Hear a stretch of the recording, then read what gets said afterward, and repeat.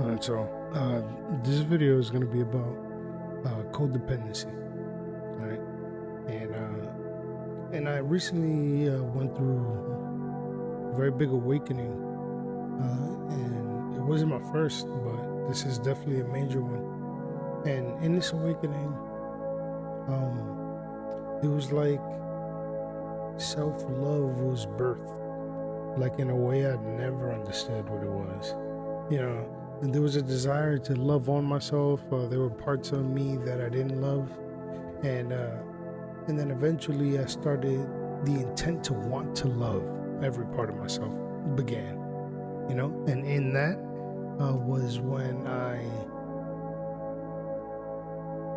began allowing myself to love myself, and in deep soul searching to see every part of me, and then finding out why it was in the state that it was, and then loving it, but even physically, let's say my feet, like I got wide feet.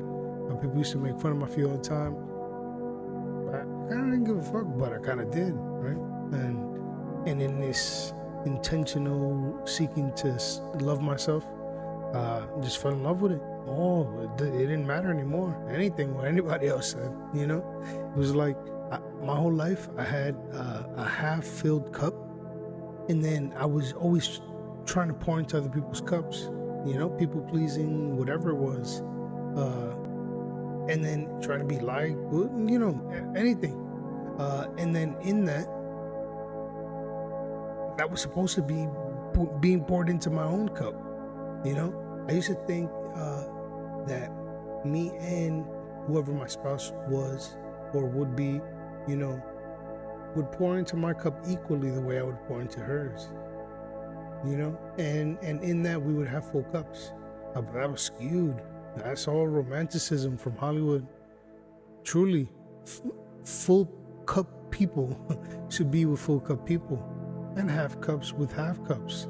And the reason for that is perfectly worked itself out for you to finally decide that you don't want a half cup, or that you don't need someone else to fill your cup for you to be filled.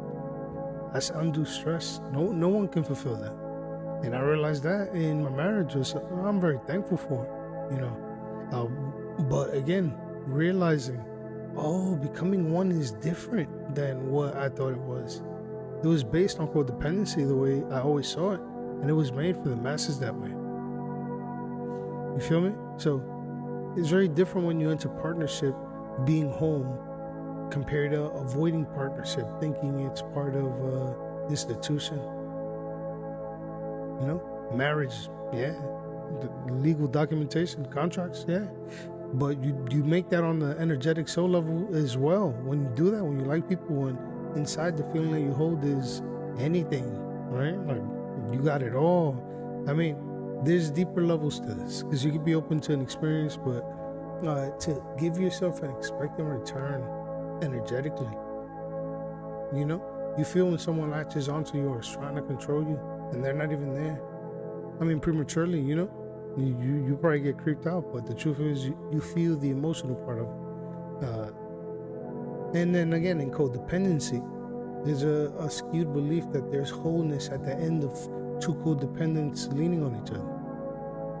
And that's trauma bonding, for real. I also wanted to add that I now see codependency as one half of your energetic body, like your masculine or your feminine, yearning for the other half.